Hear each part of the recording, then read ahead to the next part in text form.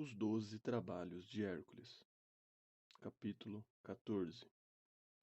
Uma missão no inferno ou o cão Cérbero. Hoje, quando a gente quer se livrar de alguém, às vezes diz: vá para o inferno.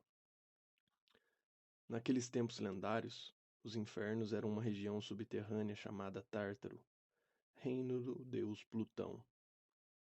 Chegava-se lá com a ajuda de um barqueiro, Caronte, que levava os mortos em seu barco negro por um rio, o Estige. Plutão deixava as portas do Tártaro sempre abertas.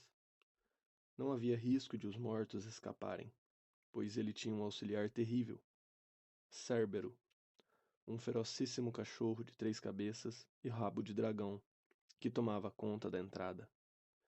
Tanto ele era um guarda eficiente que ninguém nunca voltou do reino dos mortos.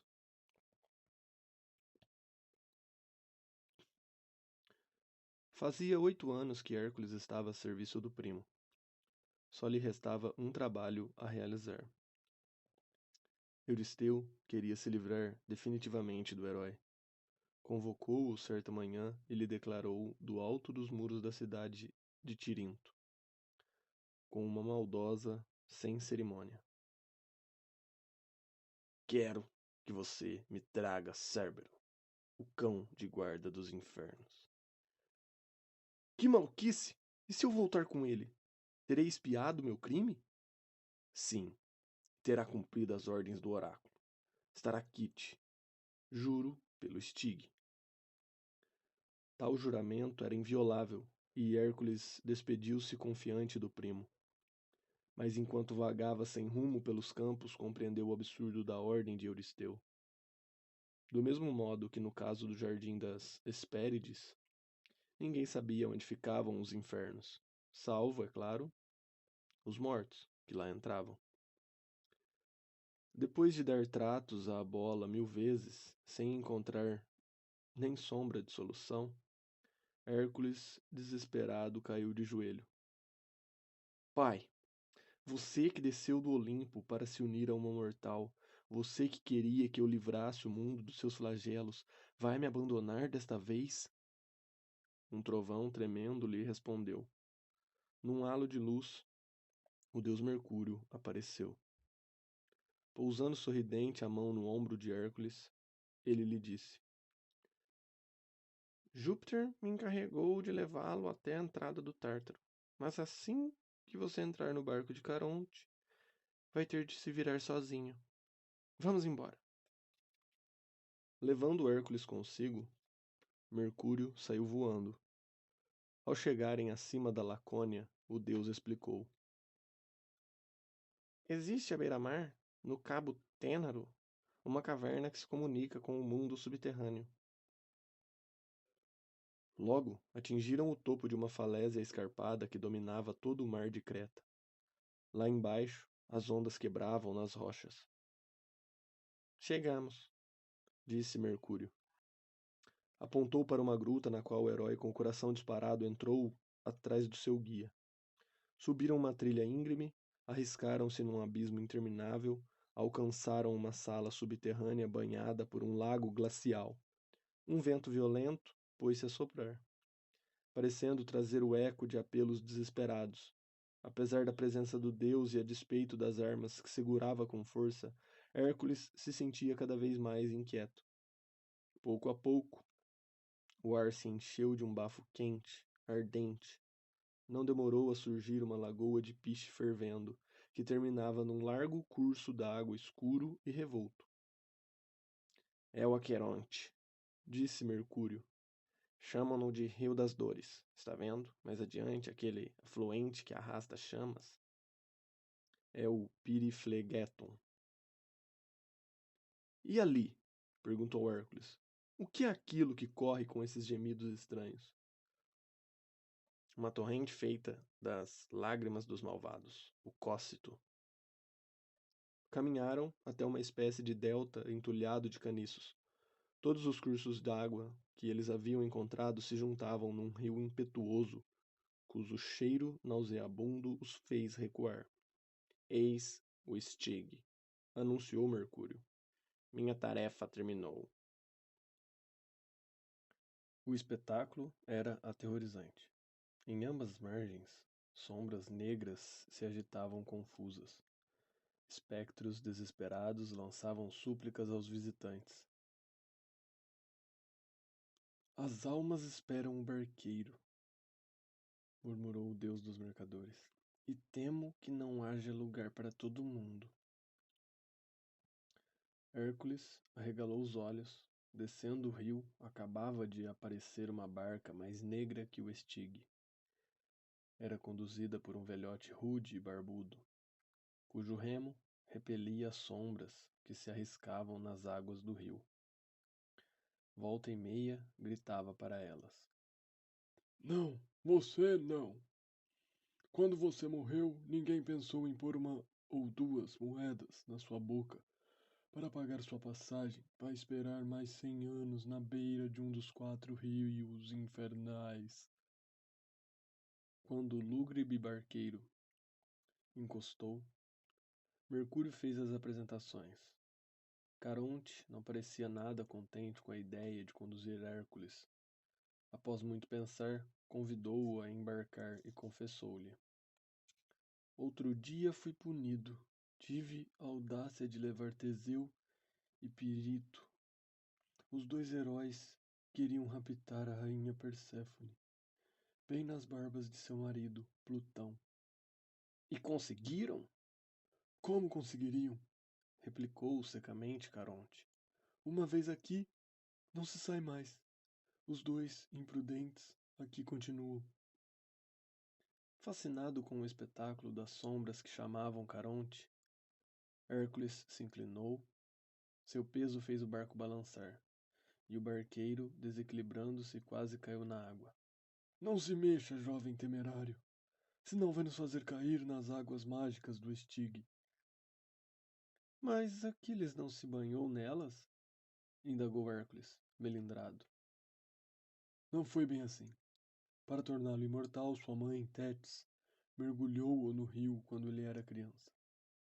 Mas como ela o segurava pelo calcanhar, Aquiles ficou vulnerável nesse ponto. Cuidado, vamos encostar. Caronte mandou Hércules desembarcar. Na margem o herói encontrou uma planície ventosa e desolada, onde floresciam asfódelos. Tomaram um caminho estreito e o barqueiro pensativo prosseguiu.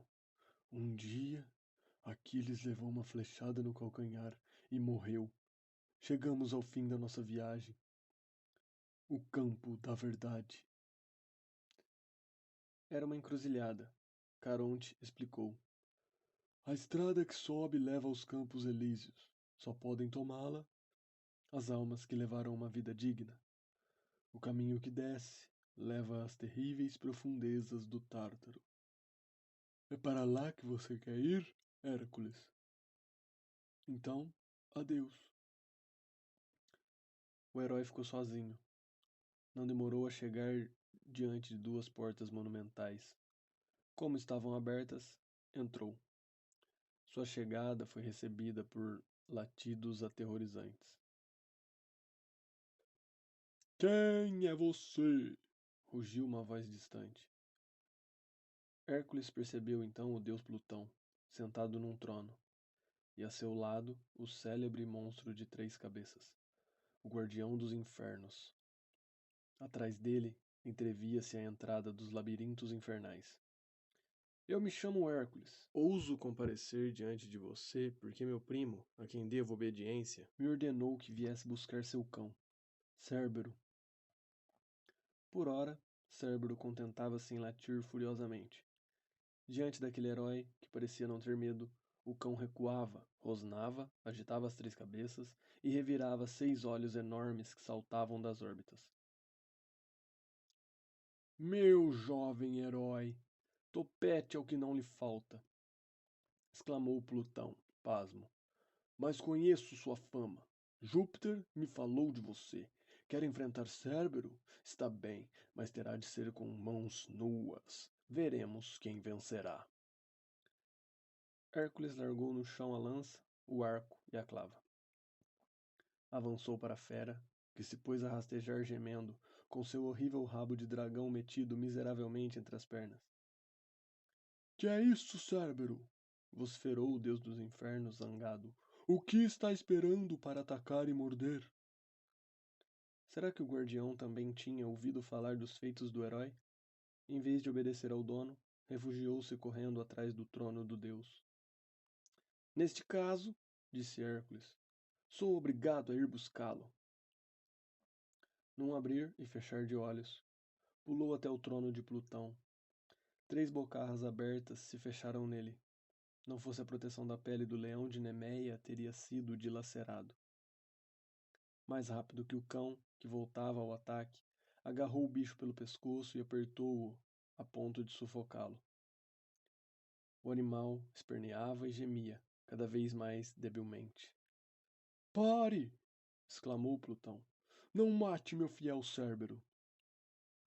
Neste caso, replicou Hércules, sem soltar o cão, dê-me uma corrente, para que eu possa levá-lo. O herói passou uma coleira de ferro no pescoço do animal. Apertou-a suficiente para que ele pudesse respirar. Mas, a menor tentativa de se soltar, ela o estrangularia. Convencido, Plutão sacudiu a cabeça e resmungou. Tenho de admitir que você domou o Cérbero, mas a perda dele é uma catástrofe. Agora as sombras poderão deixar meu reino. Hércules estava com pressa de sair dali. Fez uma reverência a Plutão e puxou a corrente. Manso como um cachorrinho, o terrível Cérbero atravessou os altos portões dos infernos junto com seu novo dono. Quando Hércules retornava por onde viera e atravessava a planície dos Asfodelos, cruzou com uma sombra cujo aspecto lhe pareceu familiar. Você não é o Teseu? Sou. O que está fazendo com o Cérbero acorrentado? Você não é uma sombra? Sou Hércules. Apresentou-se o herói, espiando em torno.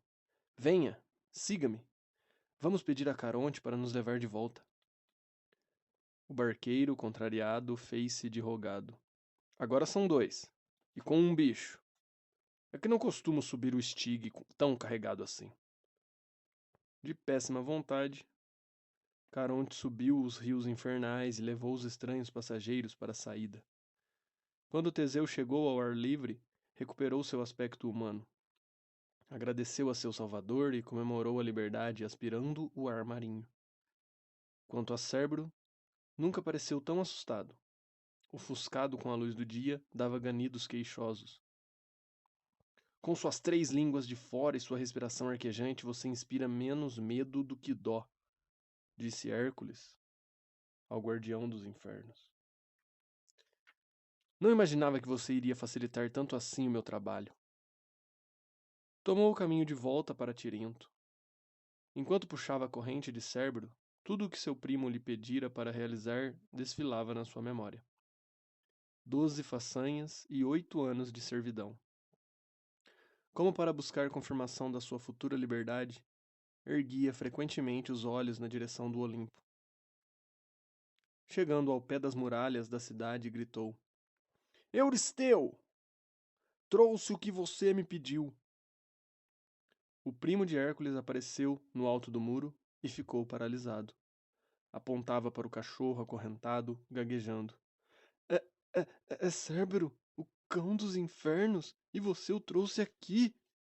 Não foi o que você pediu? Euristeu parecia consternado com a última façanha do primo. Atrás dele, amontoados nas muralhas, os moradores da cidade manifestavam sua admiração com clamores e ovações. Diante da multidão, em delírio, o rei sentia-se humilhado, ridicularizado. Obrigado a reconhecer sua derrota, resmungou abaixando a cabeça. Você conseguiu realizar os 12 trabalhos que lhe impus. Você venceu, Hércules. Não, respondeu o herói com amargor. Nesse jogo que parecia nos opor, não passamos de peões, Euristeu, de instrumentos nas mãos de deuses, que se enfrentaram servindo-se de nós. Como um homem pode pretender ser vencedor ou vencido?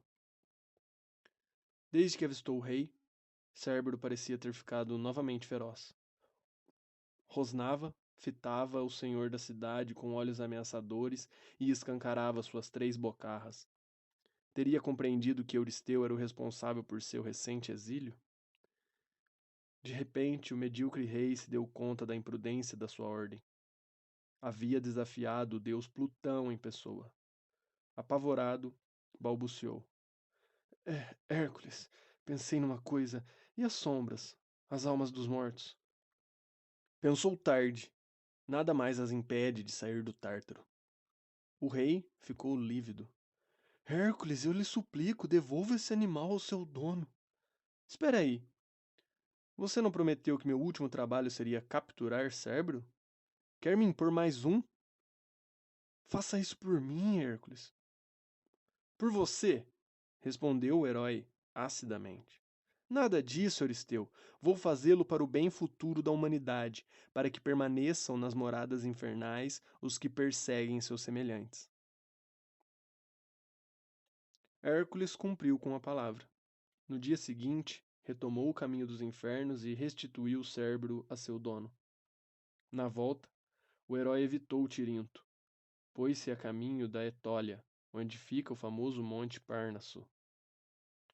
Redimido, enfim, dos seus erros e livre da servidão a que fora condenado, queria pôr sua força a serviço dos oprimidos.